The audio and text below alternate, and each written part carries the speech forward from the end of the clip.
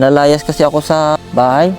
Gutom na ako. Baka naman bilang mo ako ng pagkain. Ngayon, gusto ko mamili ka dito. So guys, pinarada ko muna yung motor ko dito. Dito nga sa nabual na puno ay tatambay. Papanggap na pinalayas tayo sa bahay at sino kaya ang taong kukumpronta sa atin para bigyan tayo ng tulong. Guys, dito inabutan na tayo ng ambon at pumapatak-patak na nga. Ayun na guys, mukhang may parating na.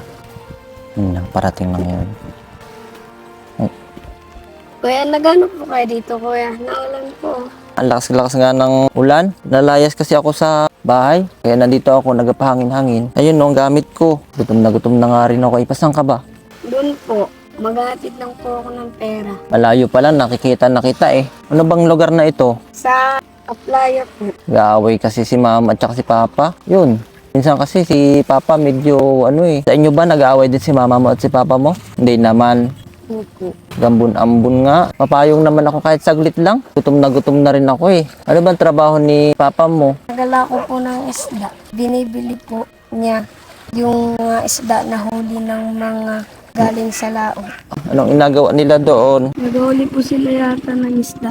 Ako nga eh, tumigil lang ako sa pagpasok dahil kay mama at kay papa nag-aaway kasi sila. Pero nag-isip-isip pa rin ako kung itutuloy ko yung pagpasok ko. Sa tingin mo ba itutuloy ko pa yung pagpasok ko sa school? Opo. Bakit naman? Para makamit mo po yung mga pangarap. Ano ba gusto mo sa pagtatapos ng pag-aaral mo? Maging seaman. Gusto mo maging seaman? Opo. Gutom na ako. Baka naman mabilang mo ako ng pagkain. Wala na kasi akong kapera-pera eh. Ito po, meron po akong pera dito. Hindi, baka baga magalit si tita mo, kaya si mama mo. Hindi po. Nabibilhan mo ako ng pagkain. Hindi po. Saan ba may malapit na tindahan dito? Kasi naubusan na rin ako ng gasolina. Hindi ko nga rin alam kung paano ako makakauwi.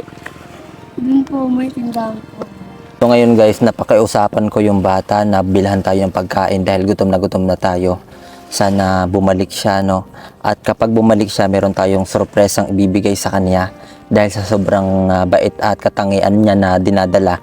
Kaya ngayon, patuloy pa rin tayo naghihintay dito sa may tabing dagat. Kahit umaambon-ambon, dala ko itong aking bag dahil meron tayong sorpresa na ipakikita sa kanya. Guys, ito na yung pumunta sa atin. May dala-dala na siyang pagkain. Napakabait naman talaga niya.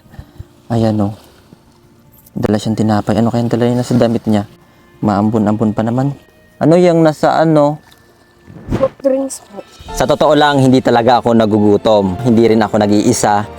Talagang humahanap ako ng mga katulad mo. Magsasakripisyo. Kahit yung pera mo, inano mo sa akin. Ngayon, meron akong sorpresang ibibigay sa'yo. Sige ngayon, meron ako ditong bag. Ayan, ilalagay ko lang yung aking pagkain dito at inumin ha. Excited ka na?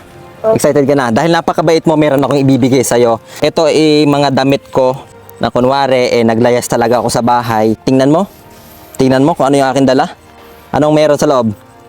Notebook po. Gusto ko mamili ka dito. Pakaraming notebook nito.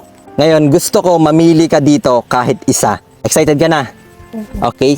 Kunin mo. Sigurado ka na ito yung napili mo. Gusto ko buklatin mo. May laman? Meron. Meron po. Makakatulong ba yan sa pag-aaral mo o hindi? Makakatulong. Makakatulong. Pambaon mo yan ha. Dadagdagan ko pa rin yan ha. Opo. Okay, apir muna tayo. Apir.